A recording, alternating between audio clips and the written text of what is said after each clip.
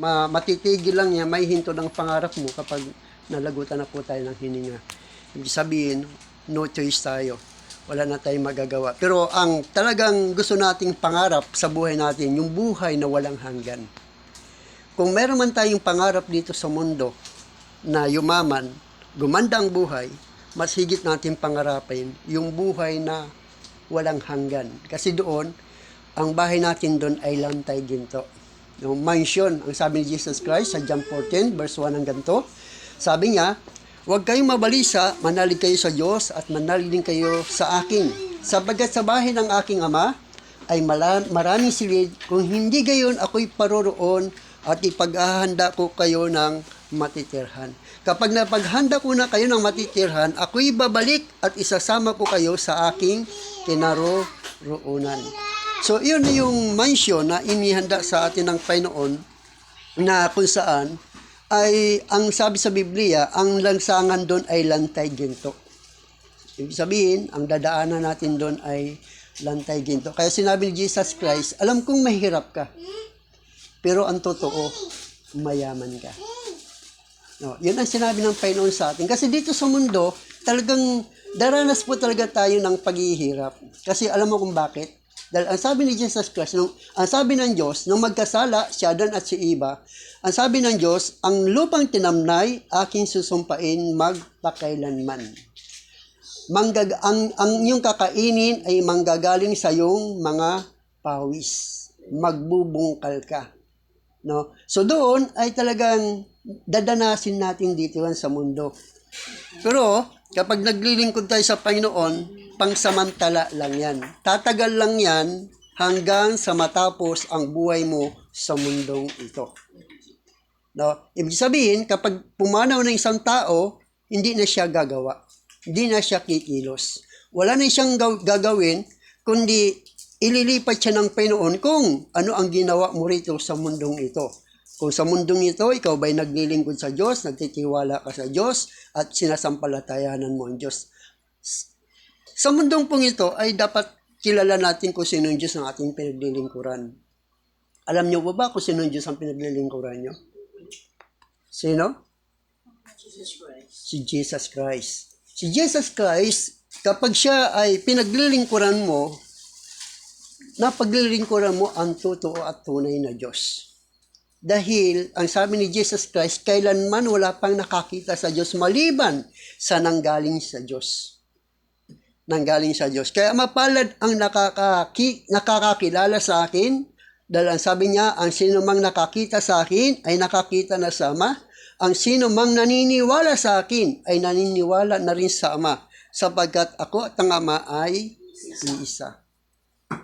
No? So, doon ay pinakikita niya na pag hindi mo nakilala ay yung anak, hindi mo rin kilala ang Ama. Sapagkat sabi niya, ako at ang Ama ay iisa. So, hindi pwede silang magkahiwalay dahil ang Diyos ay mapanibughuin. Ayaw ng Diyos na ikaw ay magkaroon ng ibang Diyos maliban sa Kanya.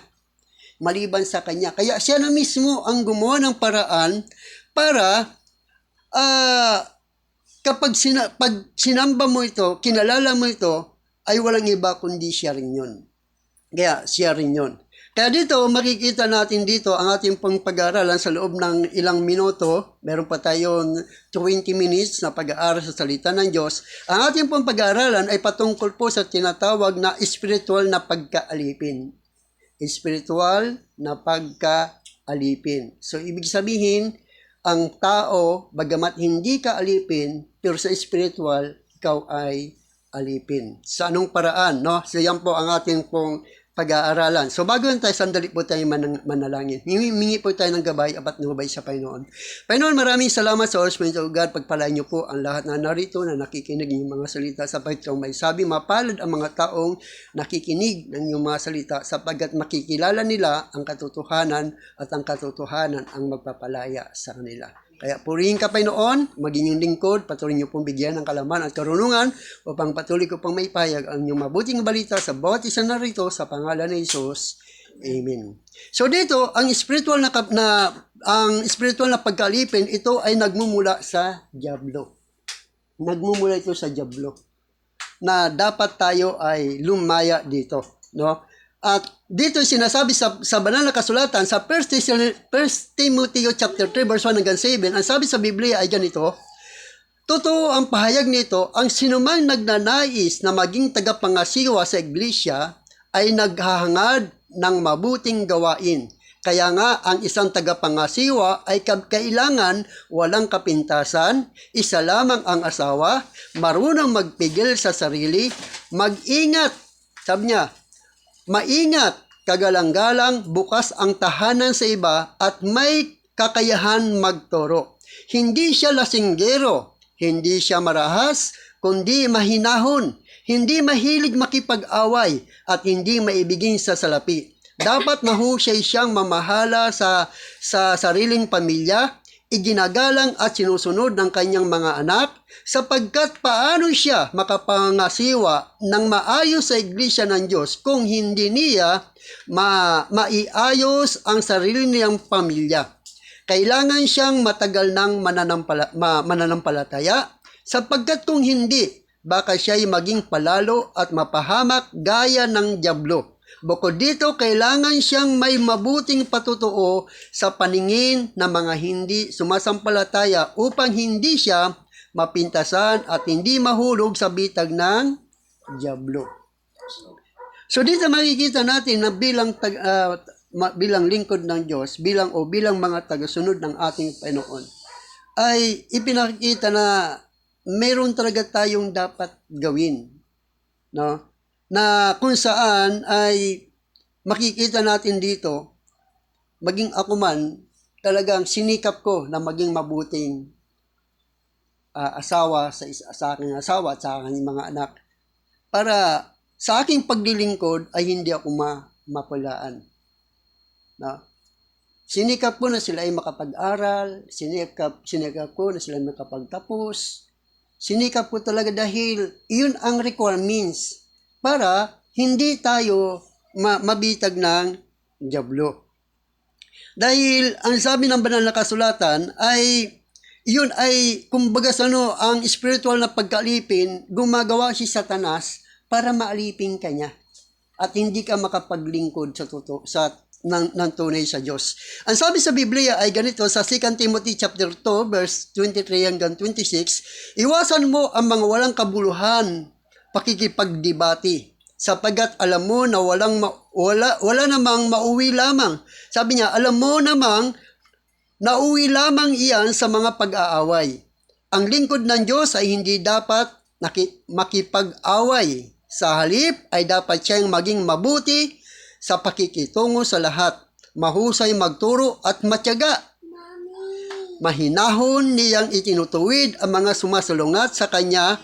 Baka sakaling marapatin ng Diyos na sila'y magsisi, tumalikod sa kanilang mga kasalanan upang makilala nila ang katotohanan. Sa gayon, maliliwanagan ang kanilang isip at makakawala sila sa bitag ng dyablo na bumihag at umalipin sa kanila. No, dahil ang sabi ng Biblia, hindi tao ang iyong kaaway. Ang kaaway nyo ay mga espiritong namamayani sa sanlibutan. So yung mga taong gumugulo sa iyo, ang mga taong lumalapit sa iyo para guluhin ka, hindi yun kaaway. Iyon ay spiritual na pakikipagbatil.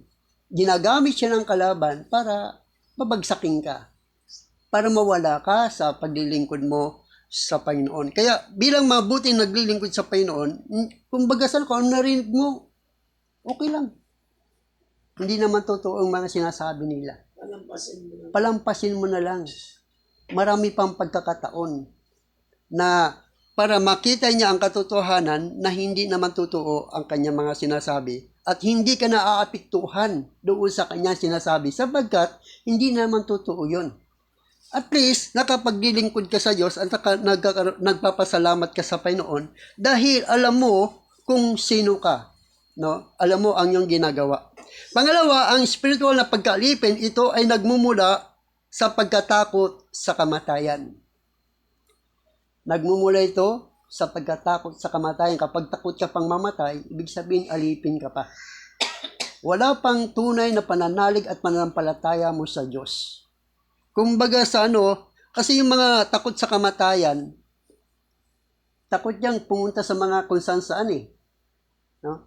Natatakot yan, sa mga iskinita, sa mga kumbaga sa Plano natatakot, Pastor. Kasi baka bumagsak ang aeroplano. Sumakay ng barko, baka lumubog. Baka lumubog. So yung Kasi takot, Pastor, gawa ng demonyo yan. yes. Yung gawa ni Satanas para hindi mo magawa yung gusto mo. Kumakain ng di ba maraming bagay? Para hindi mo magawa. Katulad yan. Gusto mo maghanap ng trabaho. Dahil na, hindi ata ako matatanggap. Wag na lang. No, para bang Bakit parang pinangunahan mo yung Diyos ang pinangunahan mo ang Diyos mo sa buhay mo. kaysa manampalataya ka. Kaysa maniwala ka.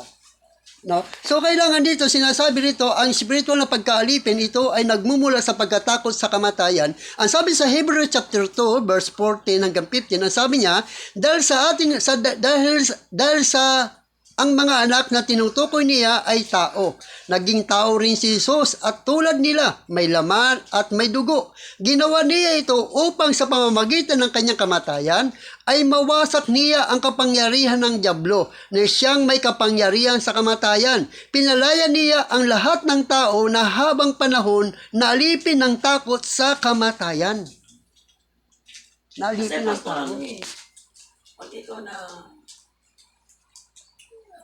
pinamuhay mo sa salita ng Diyos, may karapatan ka ng pag-review eh. Yes. Naman takot yan, pwede mo labanan, i-review mo siya. Kasi kung magpapatalo ka sa kanya, aangkinin mo yun, talagang may paglalagyan ka. Yes. Hindi mo kilala ang Panginoon, pero kung ikaw talagang anak ka ng Diyos, kaya mo makipagbakas sa masamang espiritu. Kasi anak ka na ng Diyos eh. Yes. Tumawag ka sa kanya sa pangalan ni Jesus in the name of Jesus. Isang na yun, isang ng Panginoon yun. Isang binibigyan tayo ng honor ng karapatan ng Panginoon na para mag-review. Yes. Nasa ating binigyan tayo ng kapangyarihan. Kasi na natin ang Panginoon, nasa atin siya eh. Kumbaga sa makapangyarihan yung espiritong nasa atin, kaya huwag tayong matakot. Ang iba natatakot kapag araw ng linggo, pag hindi ako maghanap buhay, hindi ako kakain eh. Hindi ako, magugutom kami. Kapatid, sabi ng Diyos, 6 na araw kayo gagawa ng iyong kabubuhay at ang isang araw ay ilaan niyo ito para sa akin. So kapag hindi ka natatakot doon, hindi ka natatakot mamatay o magutom, talagang maglilingkod ka sa Panginoon. Kasi naniniwala ka na ang Diyos ay magpo-provide ng pangangailangan mo kapag sinunod mo ang kanyang mga utos. Kaya sabi doon sa banal na kasulatan sa Romans chapter 8 verse 12 hanggang 14, ang sabi niya, wala na ako sa kapangyarihan ng kasalanan at kamatayan, sapagkat pinalaya na ako ng kapangyarihan ng Espiritong nagbibigay buhay sa pamamagitan ni Kristo Jesus. Ginawa ng Diyos ang hindi kayang gawin ng kautusan. Dahil sa likas na kahinaan ng tao, isinugo niya ang kanyang sariling anak sa anyo ng taong makasalanan upang pawiin ang kasalanan. Sa gayon, hinatulan na niya ang kasalanan umaalipin sa tao. Ginawa ito ng Diyos upang patunayan upang ang panuntunan ng kautusan ay matupad na sa atin na namumuhay ayon sa Espiritu at hindi ayon sa hilig ng laman. Ang mga ninanasa ayon sa hilig ng laman ay walang pinahalagahan kundi ang mga bagay na ukol sa laman. Ngunit ang namumuhay ayon sa Espiritu ay nagpapahalaga sa mga bagay na espiritual. Ang pagsunod sa hilig ng laman ay naghahatid sa kamatayan. Ngunit ang pagsunod sa Espiritu ay nagdudulot ng buhay at kapayapaan. Kaya nga, kapag sinusunod ng tao ang mga hilig ng laman, siya ay nagiging kaaway ng Diyos. Sabagat hindi niya sinusunod ang batas ng Diyos at talaga namang hindi niya kayang sundin ito. Kapag tayo po ay namumuhay, sabi niya, hindi niya talaga kayang sundin ito. Mga pastor, hindi niya sumukoy sarili niya sa Panginoon. Yes. Kasi, sinuko mo na, hindi ka na susunod kaya, alam mo masama at mabuti. Susundin mo ng Panginoon. Although, wala naman perfecto sa atin. Yes. Hindi naman tayo perfecto. Habang ang tao pa ako hindi mamamatay. Kung pa natin maano ang Panginoon, pero hindi pa rin, pero wala pa perfecto sa atin kasi. Pero kung talagang kilala mo ang Diyos, dapat ka sumunod sa tama. Yes. Lahat po tayo hindi perfect. Nagiging perfect lang tayo dahil kay Kristo. Dahil si Kristo lamang ang perfect. Kapag tayo ay sumasampalataya kay Kristo, sumusunod tayo kay Kristo, nagiging perfect din tayo. Dahil ang sinusundan natin ay perfect. Yes. Perfect ang sinusundan natin. Kaya naging perfect na rin tayo. Amen. Kaya doon nakikita natin na sinasabi ng banal na kasulatan at ang nabubuhay ayon sa hilig ng laman ay hindi maaaring kalugdan ng Diyos. Ngunit hindi na tayo namumuhay ayon sa laman, kundi ayon sa Espiritu. Sa katunayan, nananatili na sa inyo ang Espiritu ng Diyos. Kung wala sa isang tao ang Espiritu ni Kristo, hindi kay Kristo ang tao ngayon. Ngunit dahil nananahan sa inyo si Kristo, mamatay man ang inyong mga katawan dahil sa kasalanan, ang Espiritu naman ninyo ay buhay, sabagat itinuring kayong matuwid ng Diyos. Kung nananahan sa inyo ang Espiritu ng Diyos na siyang muling bumuhay kay Hesukristo, siya rin muling bubuhay sa inyong mga katawang namamatay sa pamamagitan ng Espiritu Santo. So doon ay sinasabi ng banal na kasulatan na ang espiritual na pagkabuhay ay ang espiritong pagkaalipin. No? Ang espiritong pagkaalipin, ito ay nagmumula sa takot. Na para bang hindi mo kayang takot kang Kasi totoo yan. mawalan. Yung takot na takot yan, yung maintindihan sa sarili mo, pero napakahirap Pero kailangan talaga i-block mo Tsaka yung mga takot, inilalapitan ng masamang espiritu. Kapag yung mga taong madalas matakot, parang takot siya na kumbaga sa ano, yan ang nagpapakita sa kanya ang mga masasamang espiritu. Pero yung mga taong hindi takot, hindi po sila nagpapakita ron. Bakit? Kasi alam mo, ikaw yung hari ng mundong ito. Amen. Ang sabi ng Diyos, tayo ang naging hari ng mundo. Binigyan tayo ng authority, kapangyarihan, pamahalaan ang mundong ito. Kaya meron din tayong authority magpalis sa kanila. Kasi tayo ang mayroon authority. Kaya, so dito ay sinasabi ng banal na kasulatan, last but not the least, pangatlo, ang espiritual na pagkalipin ito ay nagmumula sa kasalanan ng tao sa Diyos. Kapag tayo ay nagkakasala sa Panginoon, naalipin tayo ng spiritual na pagkalipin. Spiritual na pagkalipin, ito yung mga na ginagawa natin, no, na sinasabi doon sa John chapter 8 verse 31 hanggang 44. Sinabi naman ni Jesus sa mga Hudyong naniniwala sa kanya, kung tinutupad ninyo ang aking aral, kayo nga'y tunay na mga alagad ko. Makikilala ninyo ang katotohanan at ang katotohanan ang magpapalaya sa inyo. Sumagot sila, kami ay mula sa lahi ni Abraham at kailanman hindi kami naalipin ni numan. Paano masasabing palalayain kami? Sumagot si Jesus, pakatandaan ninyo, ang namumuhay sa kasalanan ay alipin ng kasalanan. Ang alipin ay hindi kabilang sa pamilya habang panahon. Subalit ang anak ay kabilang magpakailanman. Kayo'y tunay na lalaya kapag pinalaya kayo ng anak. Nalalaman kong mula kayo kay Abraham, ngunit pinagsisikapan ninyo akong patayin, sapagat ayaw ninyong tanggapin ang aking mga aral. Ang nakita ko sa aking ama, ang siya kong sinasabi sa inyo, at ang narinig narinig ninyo sa inyong ama, ang siya namang ginagawa ninyo. Sumagot sila, si Abraham ang aming ama. Sinabi sa kanila ni Jesus, kung kayo'y tunay na mga anak ni Abraham, tinularan sana ninyo ang kanyang ginawa. Sinasabi ko lang ang katotohanan. Narinig ko mula sa Diyos, ngunit pinagsisikapan ninyo akong patayin. Hindi ganoon ang ginawa ni Abraham. Ang ginagawa ninyo tulad ng ginagawa ng inyong ama. Sumagot sila, hindi kami mga anak sa labas. Iisa ang aming ama, ang Diyos. Sinabi ni Jesus, kung talagang ang Diyos ang inyong ama, iniibig sana ninyo ako, sapagkat sa Diyos ako nanggaling.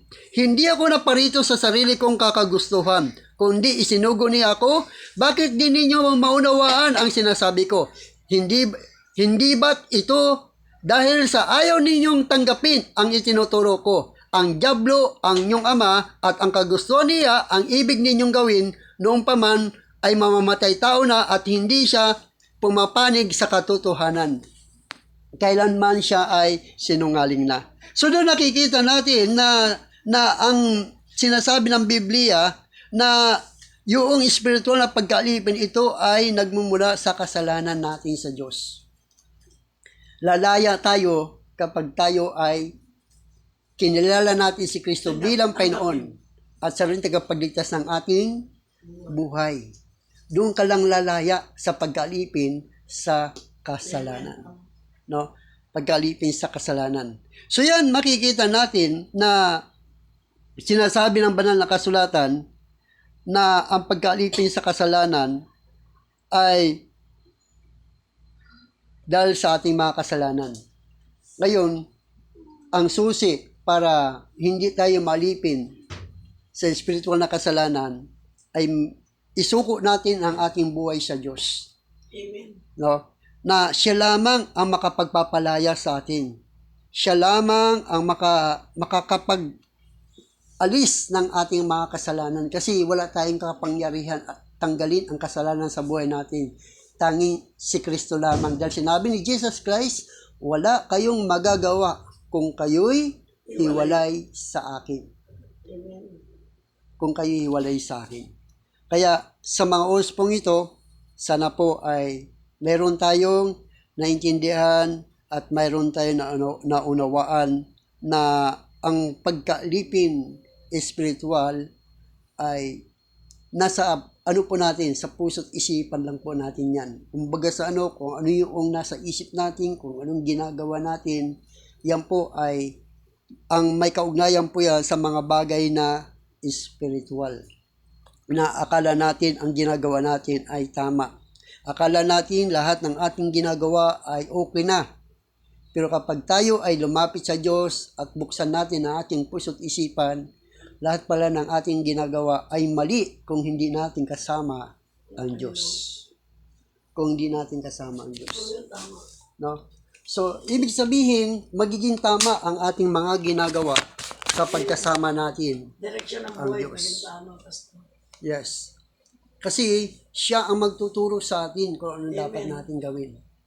Siya yung nag-guide sa atin upang tayo ay magtagumpay sa mga bagay na dapat natin gawin dito sa mundong ito. No? So, purihin ng Panginoon sa gabing ito. Nawa ay Bless na dito rin namin. nabusog tayo sa salita ng Panginoon Bless.